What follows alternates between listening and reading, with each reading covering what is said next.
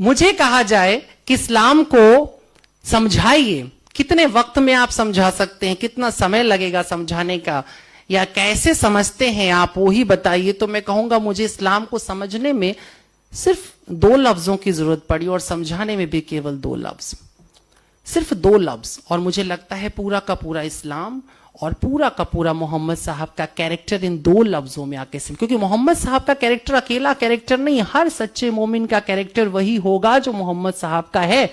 और यदि वो नहीं है तो मुझे लगता है वो दूध से तीज का, तीज से चौथ का चांद हो चुका है, अभी वहां नहीं पहुंचा है जहां पहुंचना है।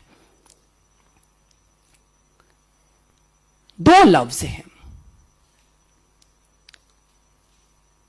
एक लफ्ज है इंशाअल्लाह। आमतौर पर ये तकिया कलाम की तरह मुसलमान इस्तेमाल करता है, कहता है इंशाअल्लाह, और खासतौर पर जो उसे पैसे वैसे वापस करने हो तो जरूर बोलता है इंशाअल्लाह कल दे दूंगा, आप समझ लेना कल तो नहीं मिलेगा। लेकिन उस मुसलमान के पास आते हैं जिसने दिल से कहा इंशाअल्लाह, और दिल से कहता है इंशाअल्लाह। इंशाअल्लाह के मानी अगर ईश्वर ने चाहा तो, वो सिर्फ पैसे के मामले में नहीं कहेगा, उसके सबसे अजीज की अगर सांसें उखड़ रही होंगी तो भी वो यही कहेगा इंशाअल्लाह दवाइयां काम कर जाएंगी।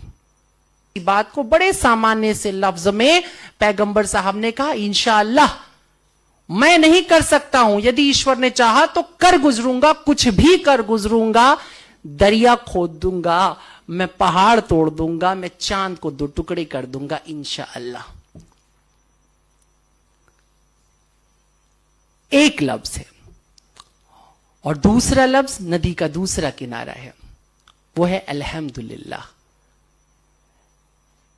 जब भी कुछ अच्छा हुआ, जब भी कुछ बेहतर हुआ, जब भी कुछ घटा और लोगों ने तुमसे आके तारीफ की कि बड़ा अच्छा काम तुमने किया, तो तुमने कहा शुक्र अल्हम्दुलिल्लाह। मैंने नहीं किया, वो ईश्वर का शुक्र है, उसने कर दिया। देखो शुरुआत भी हुई कि ईश्वर ने चाहा तो, और खत्म भी हुई तो ईश्वर ने चाहा था इसलिए। इसके मानी तेरी रजा मेरी रजा तू ही मेरा काजी, जो तुमने तय किया बस वही मैंने जिया।